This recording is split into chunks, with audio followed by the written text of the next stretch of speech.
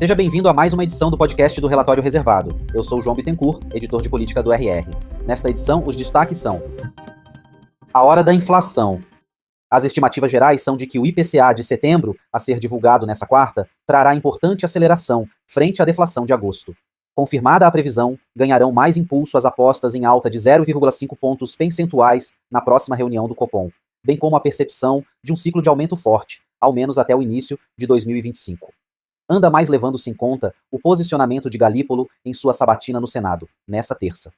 Só poderia alterar esse cenário um número baixo, muito aquém do esperado, como ocorreu com o IPCA 15, que veio com crescimento de 0,13%. Em termos específicos, em qualquer caso, terão peso diversos outros fatores, como a inflação de serviços diretamente ligada às decisões do BC e a curva dos alimentos, da qual se espera pressão no fim do ano, em decorrência das secas. Os olhos também estarão voltados para a ata da reunião do FOMC. Após o corte de 0,5 pontos percentuais na taxa de juros, o Fed já indicou que não tem pressa para aprofundar a queda e o mercado ficou mais ressabiado com os dados de criação de emprego bem superiores às expectativas em setembro. Galípolo avança. Em outro polo dessa equação, a sabatina de Galípolo na Comissão de Assuntos Econômicos do Senado vai melhor até do que o previsto, garante a sua aprovação tranquila no plenário, de 66 de 70 votos, e mantém a sinalização de dureza no combate à inflação que o futuro presidente do BC vem enfatizando. O resultado? Galípolo aumenta seu cacife político e entrará no cargo com credibilidade e boas expectativas. Todas estarão atreladas, no entanto, à continuidade de uma política forte na Selic, enquanto são percebidos sinais de pressão inflacionária, por um lado, e, mais difícil para o governo, de ceticismo fiscal, por outro. Galípolo também mostra que fará sim acenos a Lula, mas não está claro onde as expectativas de ambos se encontrarão.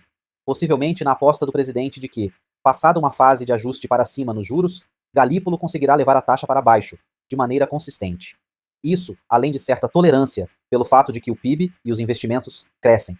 O futuro presidente do BC, no entanto, indica um caminho pelo qual poderá convergir com Lula. A avaliação de que o PIB potencial do país, que permite crescimento sem inflação exorbitante, aumentou. A variável chinesa, parte 2. O cenário positivo de Galípolo não é suficiente para animar o mercado justamente pela nova variável que o Destaques vem anunicando. O programa de estímulos econômicos da China, cujos números iniciais parecem mais tímido do que o desejado. Como outros dados e decisões continuarão a aparecer, em um programa que ainda está sendo desdobrado, esse movimento, para cima ou para baixo, vai se repetir. Kassab aponta para 2026. O primeiro político a fazer movimentos claros após o final do segundo turno é o presidente do partido vencedor, Gilberto Kassab, do PSD. Seus recados, como sempre, são dúbios.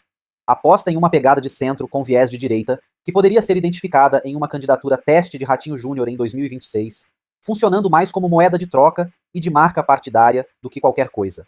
Nesse sentido, projeta uma diferenciação nítida com o campo do ex-presidente Bolsonaro, pessoalmente, mas com o objetivo de cooptar parte dele para uma opção que una direita e centro.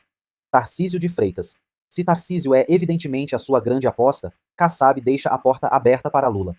Por um lado, ao avaliar que sua candidatura em 2026 será forte e o governador de São Paulo deveria transferir seus planos presidenciais para 2030. Por outro, ao mostrar que continuará uma linha de diálogo com o governo no Congresso. Como essa linha se dará na prática? Tentando sim que o PSD, em algum formato, esteja na presidência da Câmara e ocupe o vácuo que será deixado por Arthur Lira. Ao mesmo tempo, sinalizando para Lula que esse diálogo, que pode ser amplamente vantajoso para os últimos 2 anos desse mandato, dificilmente implicará em alianças eleitorais, em 2026, ao menos no primeiro turno. O futuro do X. Alexandre de Moraes vai ganhar força com a liberação do X após o cumprimento de todas as demandas do STF.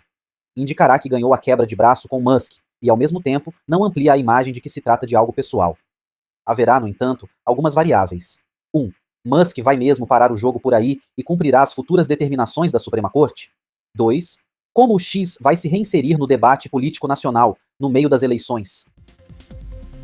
A voz que você ouviu nesse podcast foi gerada por inteligência artificial, mas todo o conteúdo escrito foi produzido por jornalistas do Relatório Reservado.